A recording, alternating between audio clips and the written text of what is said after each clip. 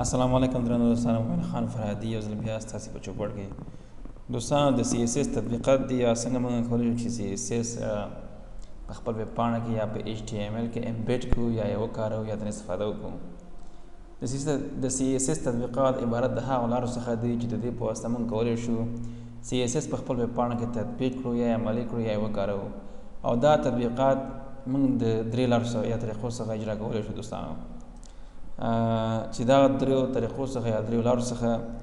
لومړنۍ چې د بهرنۍ پاڼه یا ایکسټرنل شیټ د دوستانو عبارت د هغه طریقې څخه ده چې د سی اس اس ټول ډیزاینونه جدا په یو بل پاڼه کې یا په یو بل شیټ کې لیکل کېږي او د یو رابطې یا لینک په ذریعه زموږ د ویب پاڼې یا د ایچ ټي ایم ایل ویب پاڼې سره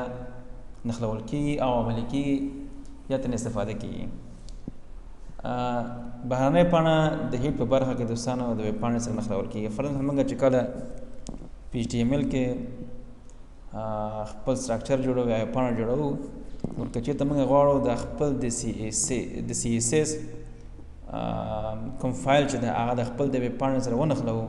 نو د هیټ په برخه کې یا د هیټ په ټیګ کې یا د هیټ په ځایمه کې موږ کولی شو دغه کار سرته ورسوو دوستانو سټرکچر یا فرموله یې په لاندې ډول دی دوستانو د هیټ د ټیګ په منځ کې به موږ د لینک ټیګ یا ځایمې څخه استفاده وکړو لینک ټیګ یا ځایمه د ارتباطاتو لپاره استعمالیږي دوستانو فرموله داسې ده چې اول لینک ټیګ به خلاصو بیا د نورې ځانګړنې دي بیا د هغې څخه وروسته د ریل یا ریلیشنشپ ځانګړنه ده دلته به بیا هماغه دغه ریلیشنشپ چې دی د چیش سره دی دوستانو دغه روابط یا ارتباطات یا دغه اړیکه چې ده د څه شي سره دی خو دا خو ښکاره ده چې سټایل شیټ ده که نه بیا د هغې څخه دغه سټایل شیټ ټایپ ایمیج دی ټکس دی څه شی دی نو ټایپ چې دی ټکس دی او ټکس دی څه شي ټکس دی د سی اس اس ټکس دی دوستانو بیا د هغې څخه وروسته ایچ ریف یا هایپر ریفرنس دلته موږ کولی شو هماغه سی اس اس فایل چې کوم چې ته پروت دی د هغې ادرس دغه د موږ ټایپ کړو دوستانو لینک د رابطې یا اړیکه ضمیمه ده چې د ارتباطاتو لپاره استعمالیږي ریلیشنشپ یا ریل یوه ځانګړنه ده چې د اړیکې ډول معلوموي اوس د ریلیشنشپ چې دی سټایل شیټ دی سټایل شیټ د اړیکې ډول یې سټایل شیټ دی یعنې د ډیزاین پاڼه یا سټایل شیټ دی دوستانو سټایل شیټ په دې معنی چې زه دغه کوم اړیکه چې ټینګوم د ویب پاڼې سره دا د څه اړیکه د سټایل شیټ ده یعنې د سټایلونو ډیزاین دی یعنې سټایلونه زه غواړم چې سټایلونه په خپل ویب پاڼه کې عملي کړم یا تطبیق کړم یا ځای پر ځای کړم بیا دې نوعیت چې دی دوستانو ټایپ چې دی د رابطې نوعیت معلوموي یعنې دې نوعیت چې دی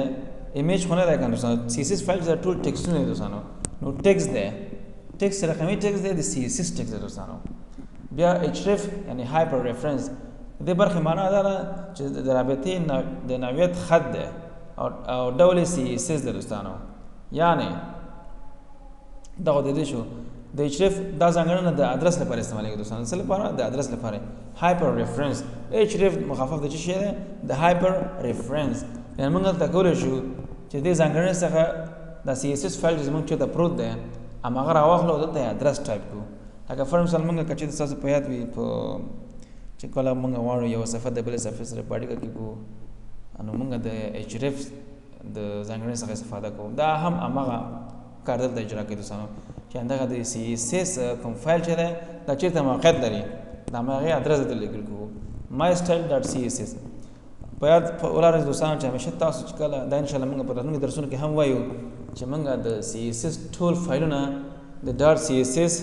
په مخفف سره یا ایکسټنشن سره ثبتو دوستانو لکه د ایچ ټي ایم ایل چې موږ تاسو په ایچ ټي ایم یا ایچ ټي ایم ایل باندې ثبتو همدغسې د سی اس اس په ډاټ سی اس اس باندې ثبتو دوستانو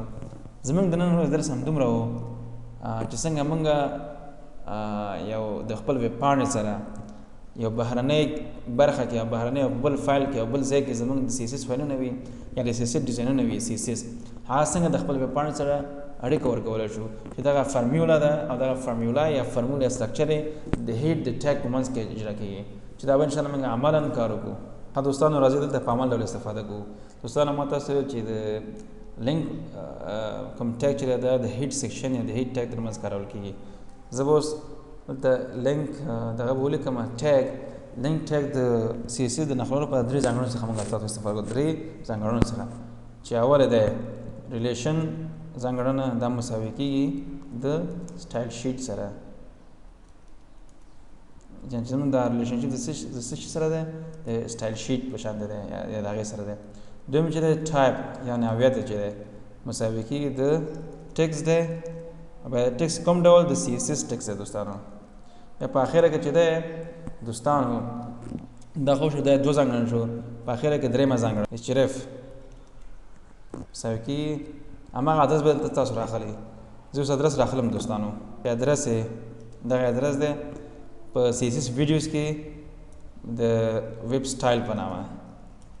.css دا ادرس دوستانو. همدغسې موږ کولی شو چې خپل د CSS فایل چې کوم په بهر یا په بل فایل کې موقعیت ولري د خپل HTML ویب پاڼې سره ونښلو دوستانو. دغه زموږ تاسو نننی درس د نور درسونه انشاءالله نور درسونه هم آماده کوو د خیر تاسو ته او تاسو په خیر تعالی باندې سپارم. السلام علیکم.